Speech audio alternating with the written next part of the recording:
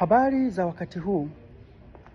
Leo naomba tuongelee kuhusu hatua za utengenezaji wa zana za ufundishaji na ujifunzaji. Walimu wamekuwa wakitengeneza zana bila kufuata hatua za msingi katika utengenezaji wa zana hizo za kufundishia.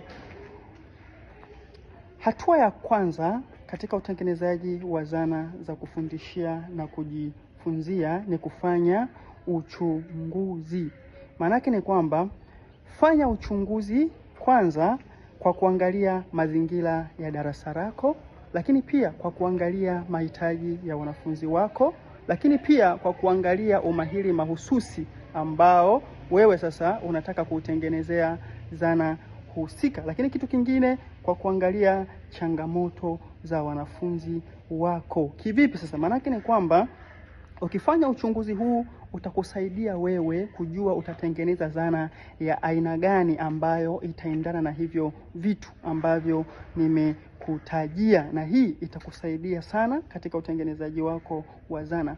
Hatua ya pili ni kubuni zana.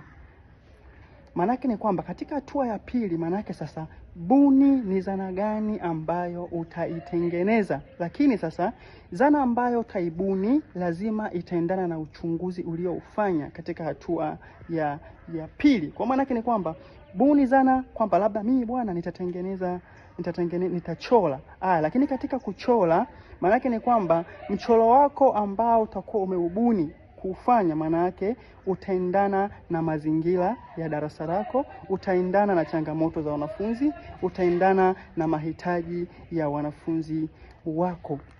Hatua ya tatu ni kutengeneza zana.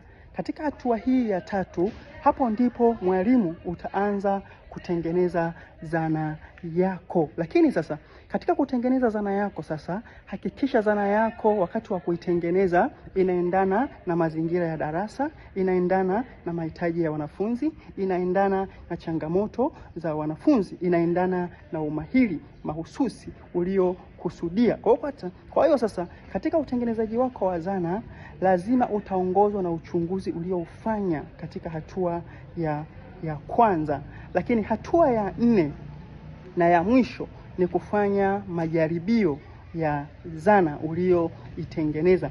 Katika hatua hii mwalimu fanya majaribio ya zana ulioitengeneza kabla ya kuingia kwenda kufundisha kwa wanafunzi. Kipengele hiki walimu wengi wamekuwa wakishindwa, wamekuwa wakikiruka. Maana yake ni kwamba sasa katika kufanya majaribio ya zana hii unaweza ukahusisha walimu wenzako au unaweza ukahusisha baadhi ya wanafunzi katika darasa. Maana yake ni kwamba sasa majaribio haya yatakusaidia wewe kuweza kujua, je, ni sehemu gani panahitaji maboresho, ni sehemu gani panahitaji kurekebisha ili uweze kutengeneza zana bora zaidi, au ili uweze kwenda kufundishia zana iliyo bora zaidi.